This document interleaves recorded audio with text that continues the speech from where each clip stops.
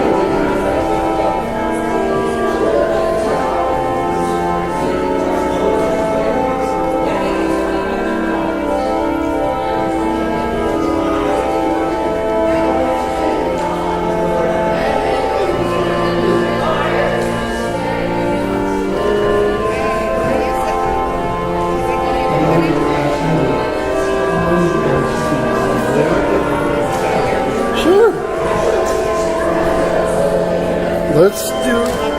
Oh, wait a minute. Dee said she is coming down. So, over on that side. Okay. Is that enough room? Yeah. Well, she got plenty.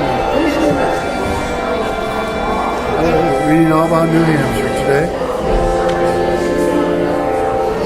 Still got stuff to learn. Thanks.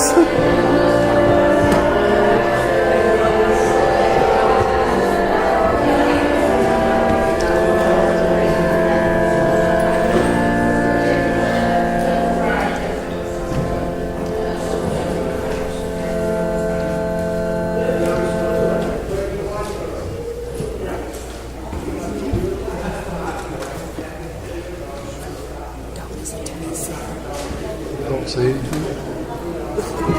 What's that?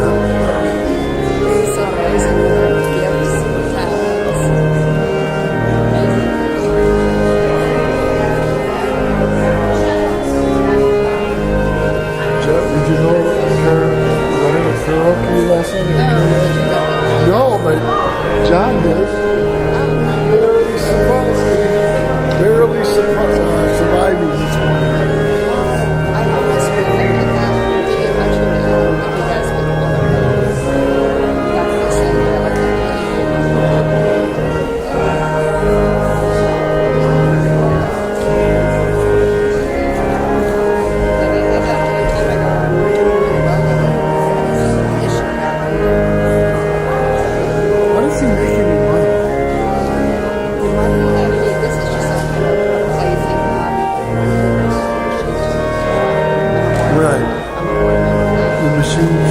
So that's how he does it. He keeps it open because of that. Because it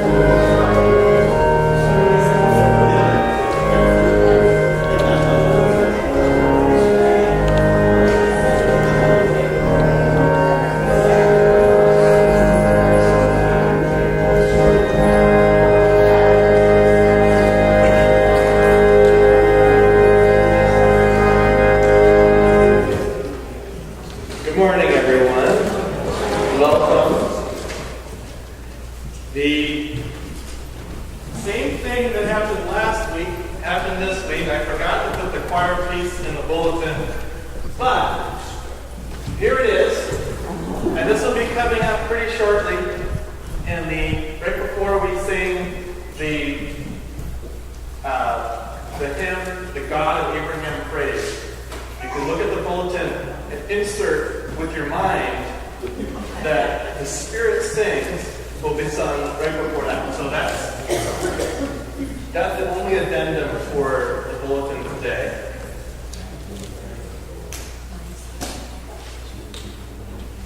I hope he reminds you. And for the call to worship this morning, we're going to sing Psalm 100 in the hymnal. Hymnal number 4 is actually, when we sing the doxology, the tune of the doxology is called Old Hundredth. And that's because the tune was originally set to a lyricized version of Psalm 100, Old Hundredth. And so we're going to sing Old Hundredth and conclude with our usual doxology. And the only difference is that we're going to sing the doxology with the music from hymn number 4. So when in doubt, follow the notes on the page. All right? Great. Let us stand as we sing praise to God.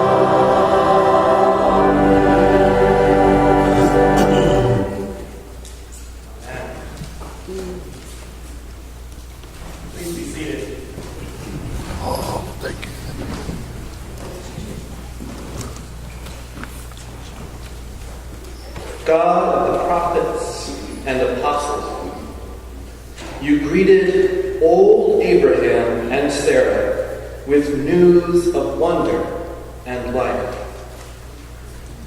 Send us into the world to preach good news as Jesus did.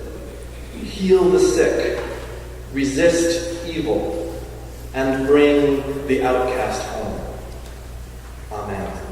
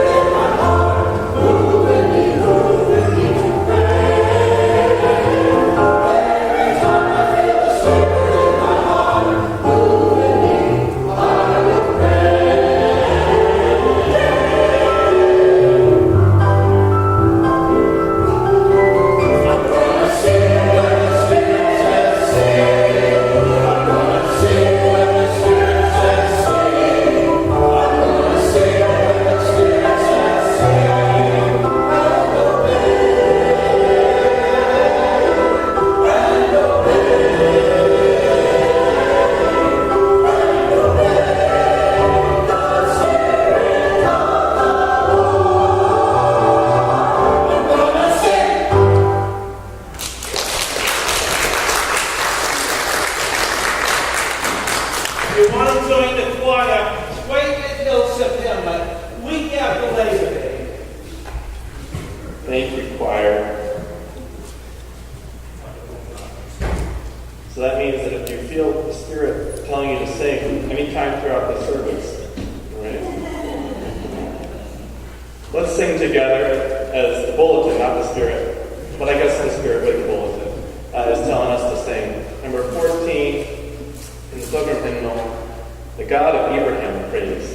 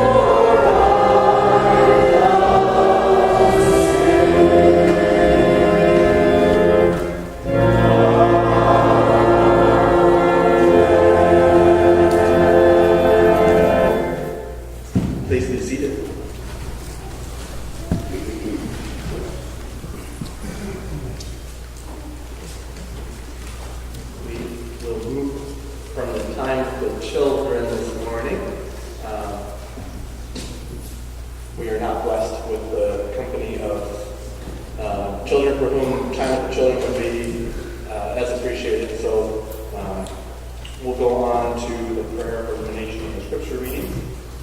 Thank you, Amanda.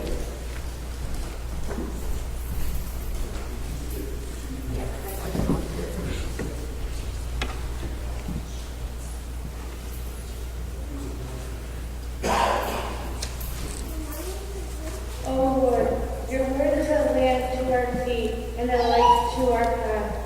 Give us grace to receive your truth and faith and love, and strength to follow on the path you set before us. Through Jesus Christ. Amen. Our reading today is from the book of Genesis, chapter 18, 1 through 15, and that can be found on page 12 in the Pew Bible. Enlargement is 27 and 28 in the Old Testament.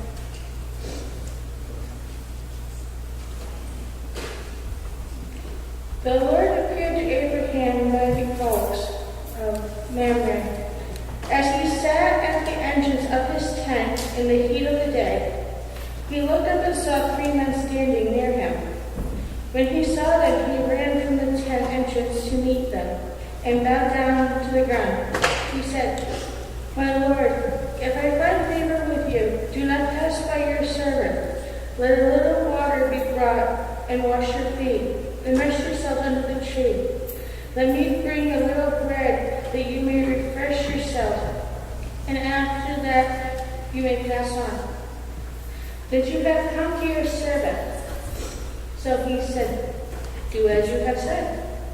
Abraham hastened into the tent to Sarah and said, "Make ready quickly 3 measures of choice flour, knead it, and make cakes."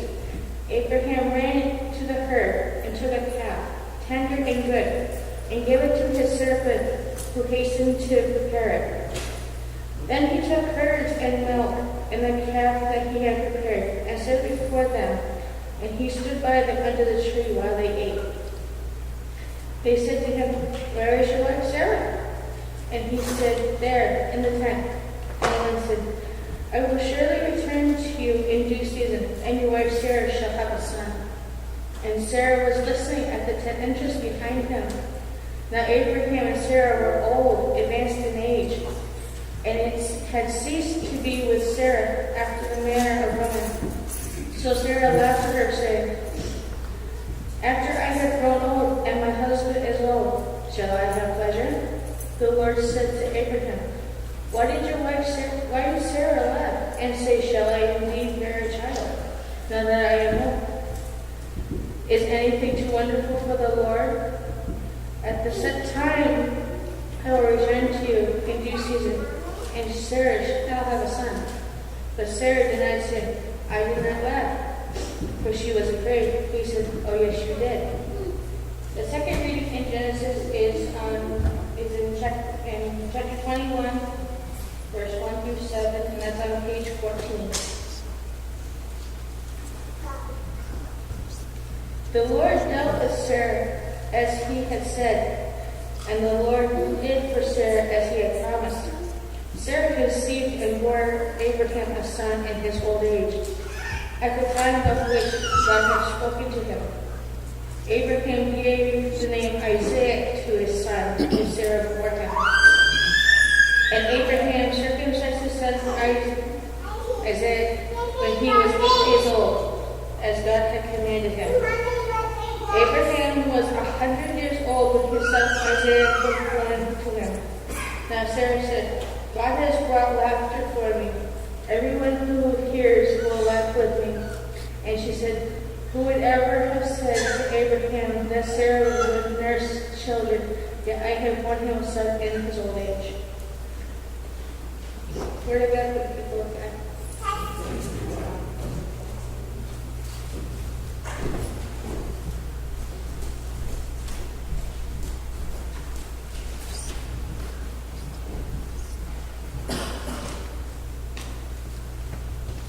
The second reading this morning is from Romans chapter 5, verses 1 through 8. In the Pew Bible, it's on page 917, 918. And in the large print Bible, it's on page 207, 208. Therefore, since we are justified by faith, we have peace with God through our Lord Jesus Christ, through whom we have obtained access to this grace in which we stand, and we boast of our hope and share in the glory of God. Not only that, but we also boast in our sufferings, knowing that suffering produces endurance, and endurance produces character, and character produces hope. And hope does not disappoint us, because God's love has been poured into our hearts through the Holy Spirit that has been given to us. For while we were still weak, at the right time, Christ died for the ungodly. Indeed, rarely will anyone die for a righteous person. So perhaps for a good reason, for a good person, someone actually dare to die. But God proves his love for us in that while we still were sinners, Christ died for us. Word of the Lord.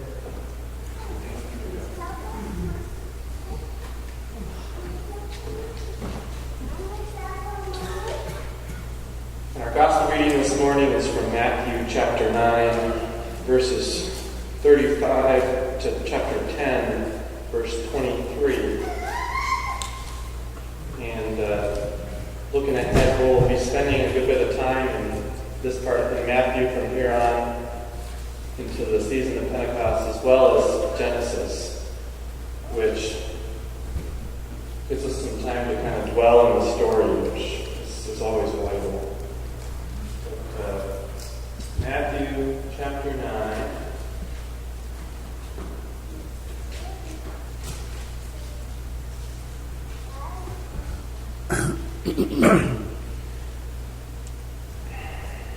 Then Jesus went about all the cities and villages, teaching in their synagogues and proclaiming the good news of the kingdom, and curing every disease and every sickness. When he saw the crowds, he had compassion for them, because they were harassed and helpless, like sheep without a shepherd. Then he said to his disciples, "The harvest is plentiful, but the laborers are few.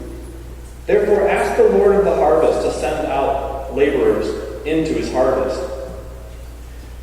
Then Jesus summoned his 12 disciples and gave them authority over unclean spirits to cast them out and to cure every disease and every sickness. These are the names of the 12 apostles.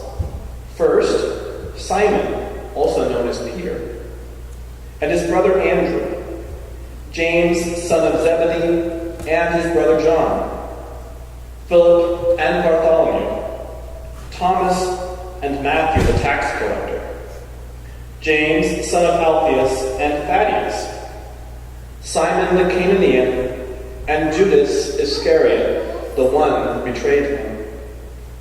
These 12 Jesus sent out with the following instructions.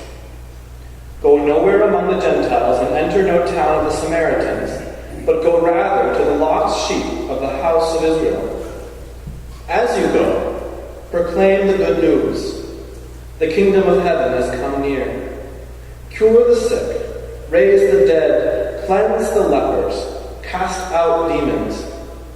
You will receive without payment, give without payment.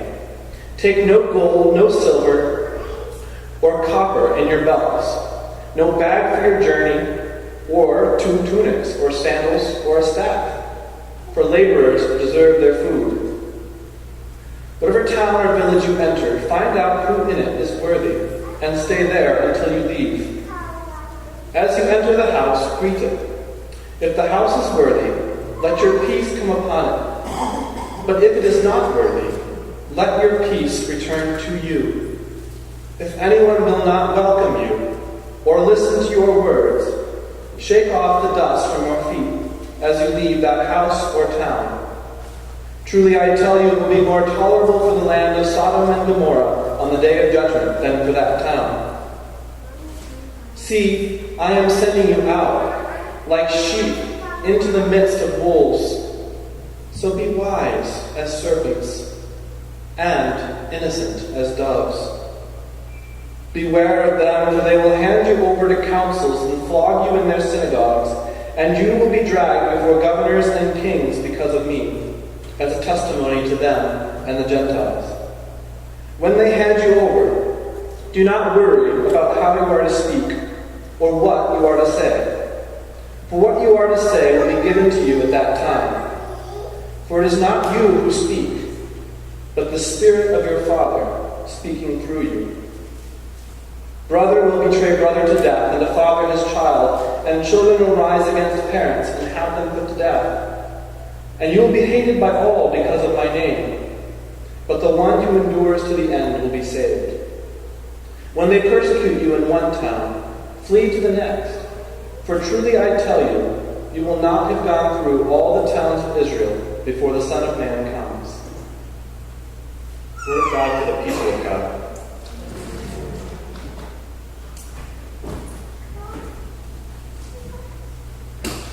Did a little bit of research into the origins of Father's Day. Turns out that it actually hasn't been in official national holiday except for the last 45 years.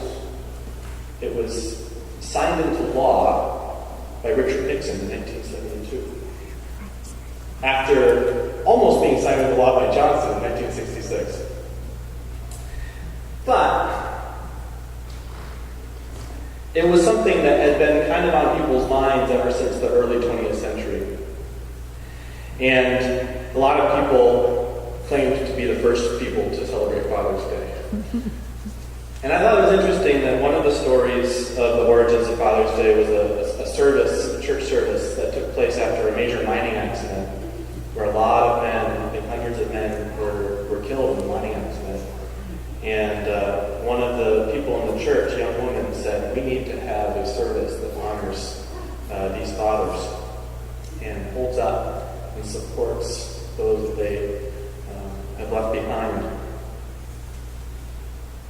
And then there's also, you can Google it, read about it, Wikipedia, various stories of how this already started. Interestingly, it kind of started after Mother's Day. So when I first went to research it, I was like, is this just like, dads want to have a day too? Or like, what's going on here?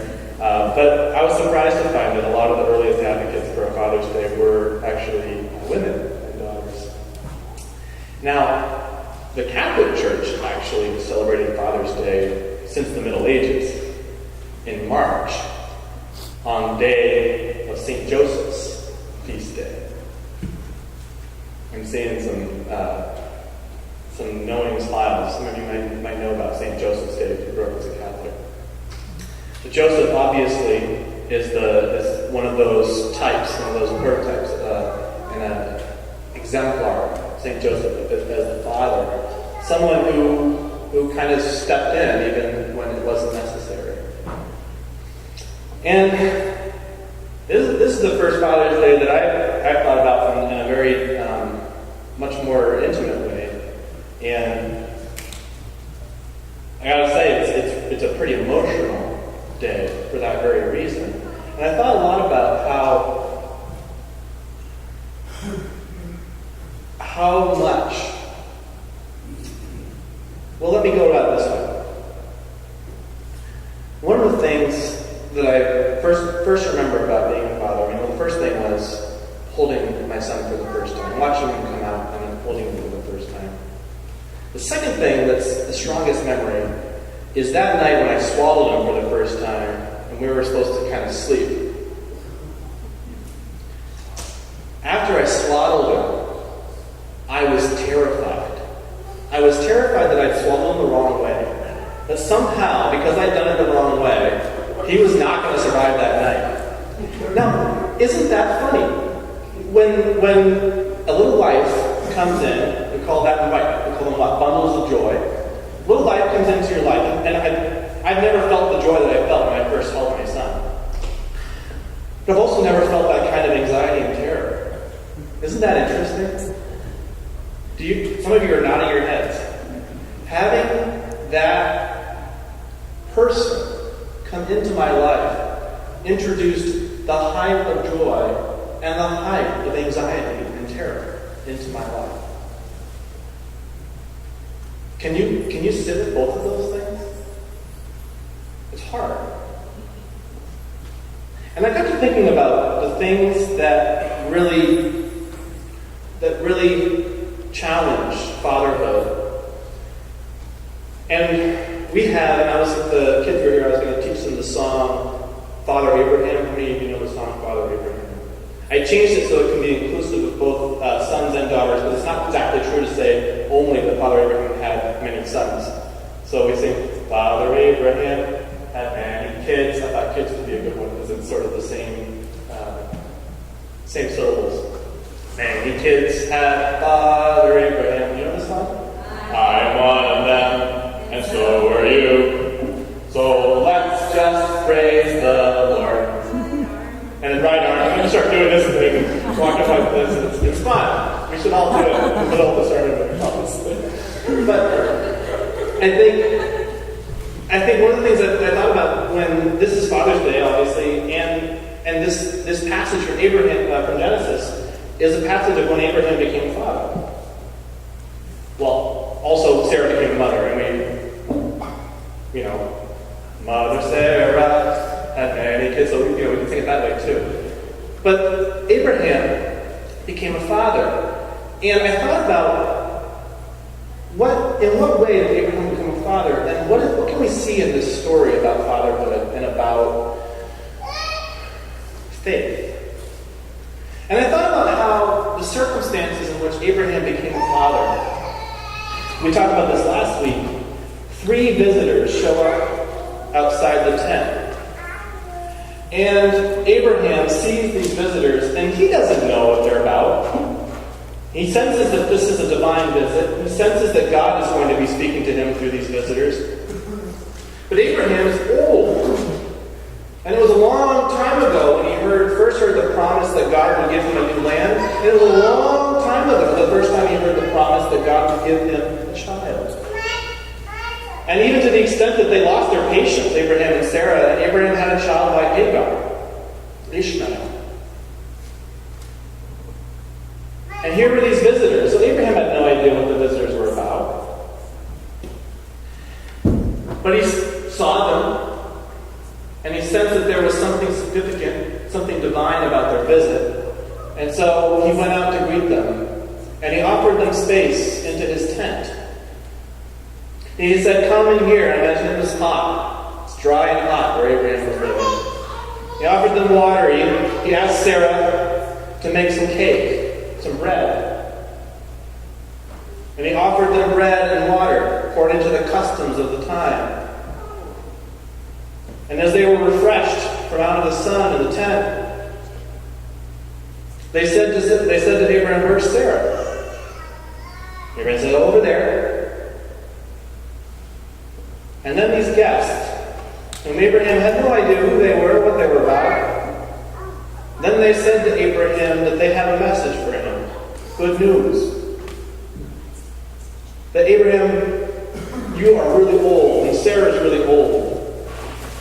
But God doesn't break God's promises. Sarah will bear a son. Now, of course, immediately, when we hear something ridiculous, how do we react?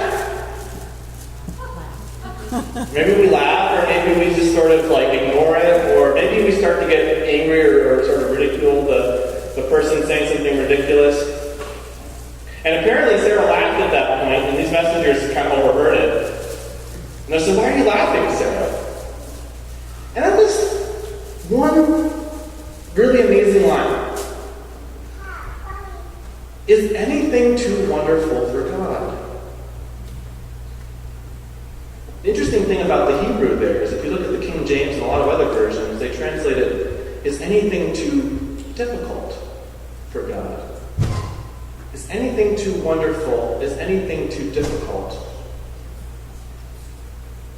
See,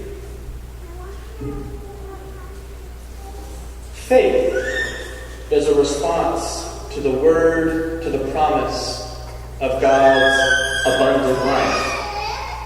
Catherine of Siena once said that God could give us no greater gift than God's own self.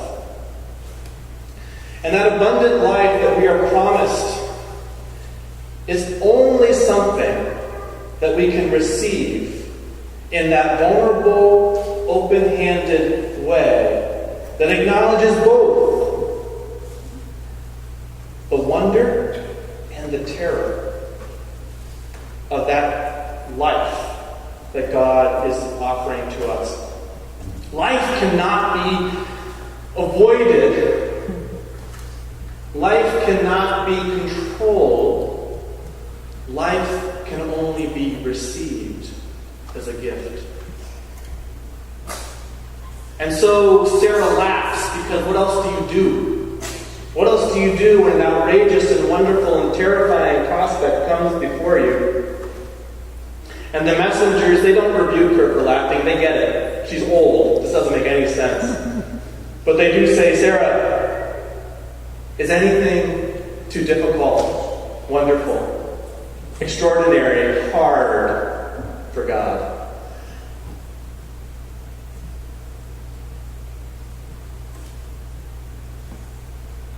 When I had looking out at my son, I look out at a gift.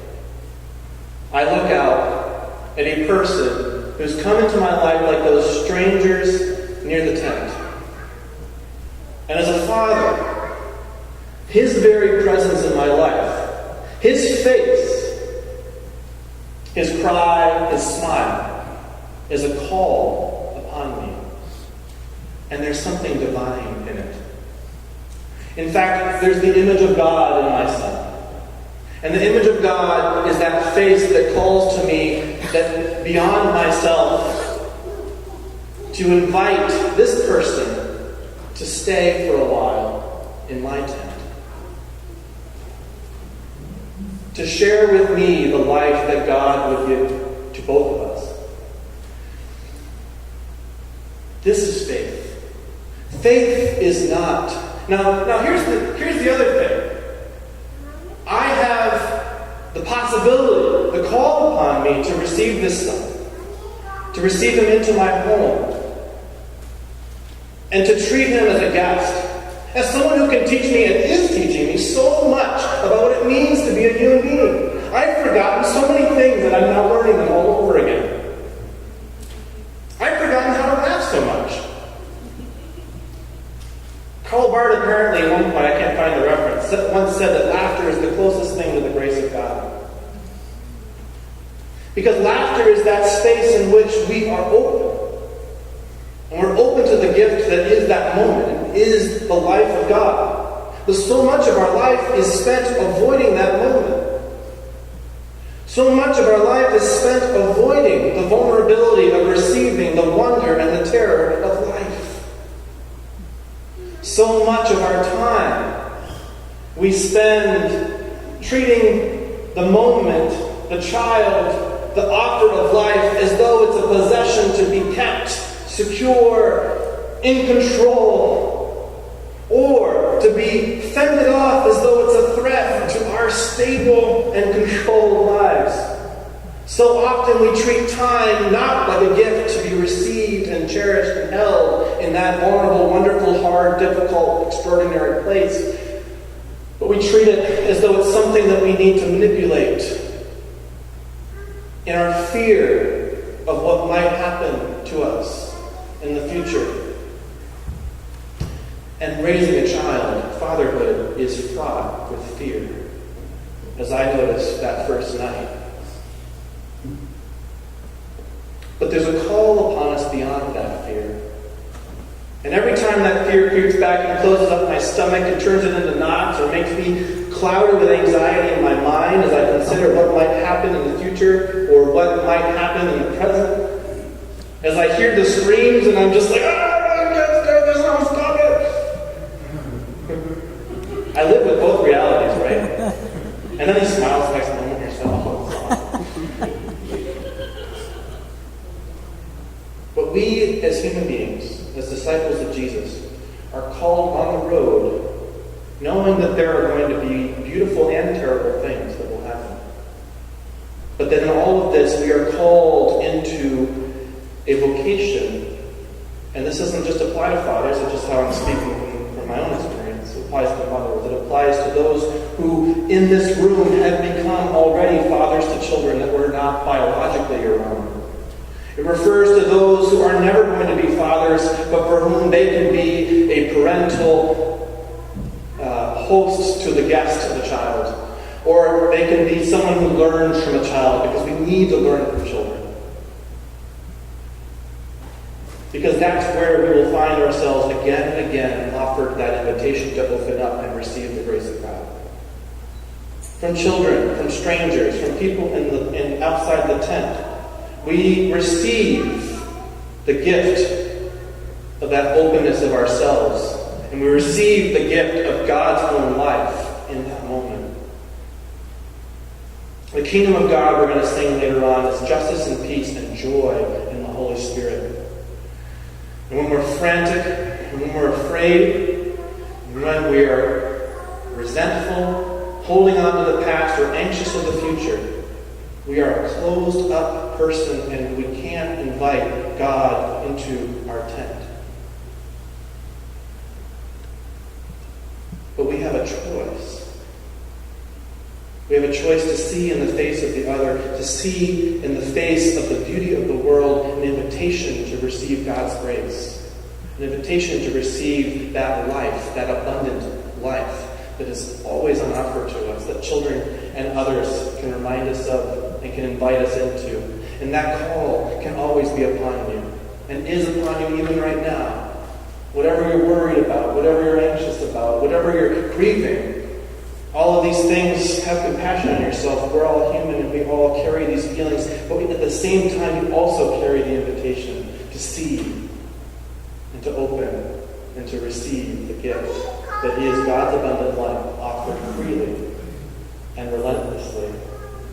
Always there for you to make bread, water, and receive the promise again, even when it's extraordinary, so that you can laugh from your belly, and know, even in your old age, that God is faithful to always bring new and abundant life.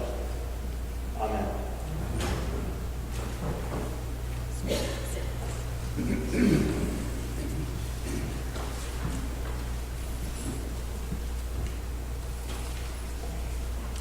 I thought it'd be appropriate to sing Faith of Our Fathers this morning. Bear with me. But Pilgrim Hymnal number 365, Faith of Our Fathers.